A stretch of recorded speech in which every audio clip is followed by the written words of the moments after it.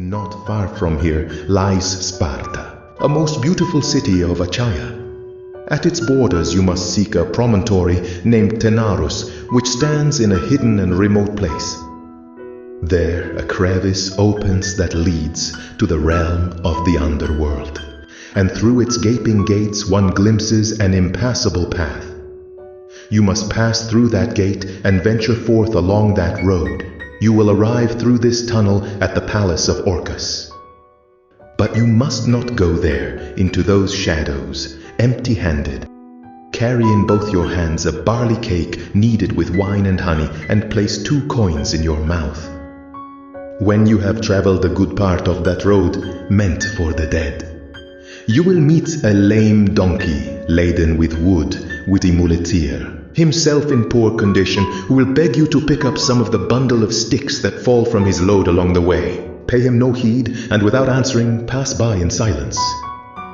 Shortly after, you will reach the river of the dead, whose ferryman is Charon, who first demands the price of passage, then in his patched leather boat ferries the passengers to the other shore.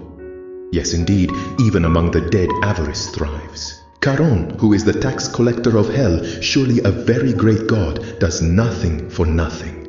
Thus, even the poor man, when he dies, must provide himself with money for the journey, because if he does not appear with coins in his mouth, he is not even given permission to die. To this foul old man, you will give for his fare one of the coins you carry in your mouth, but make sure he takes it himself with his own hand. Then, when you are crossing the sluggish current, you will see a dead old man floating in the water. He will stretch out his skeletal arms to you, begging you to take him into the boat. But do not let yourself be moved by pity, for pity is not permitted down there.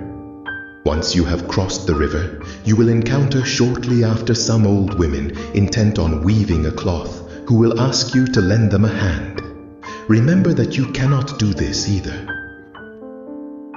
All these things, you must know, are snares set by Venus, so that you might let go of one of the cakes you hold in your hand.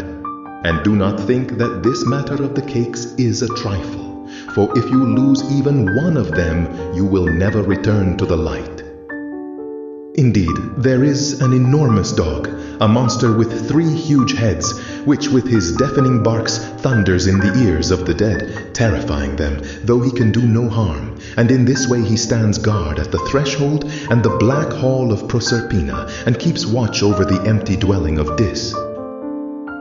Thus you will arrive without difficulty before Proserpina. She will receive you with kindness and courtesy, and will even invite you to sit and refresh yourself with a good meal. But you sit on the ground, eat a piece of black bread that you will ask for as alms. Then tell her the reason why you are there, and once you have taken charge of what will be given to you, take the path of return. Appease the dog again with the other cake, give the other coin to the avaricious ferryman, and, once you have crossed the river again, retrace the same path as your journey there, and you will return to behold this chorus of heavenly stars. There is one last recommendation, and it is the most important.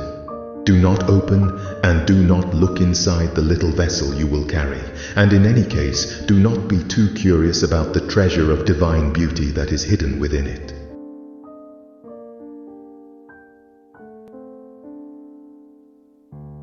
Thus, the Prophetic Tower ended with these words, its function as an oracle.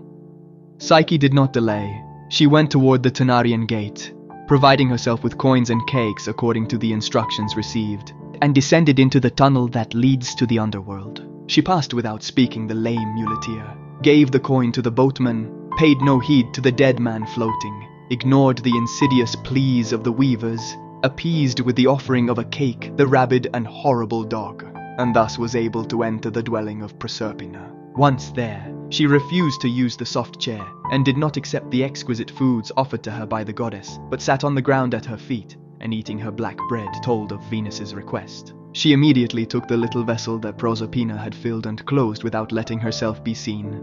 Then, offering at the right moment the second cake, she closed the mouth of the barking dog, gave therefore the second coin to the boatman, and climbed up from the underworld with a step more confident than before. Thus she saw again the luminous light of day and prostrated herself to adore it.